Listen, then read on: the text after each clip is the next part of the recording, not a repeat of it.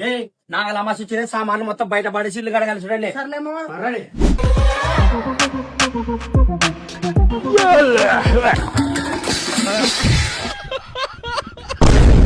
పాడేమంటే బయట పాడేమే బయట పెట్ట మరి అక్కడ పోయికోడా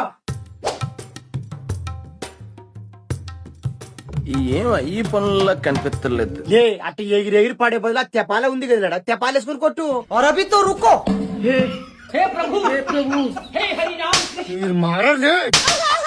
లే అది అయిపోతే గోడకు నీళ్ళన్నా కొట్టండి. సర్లేనా?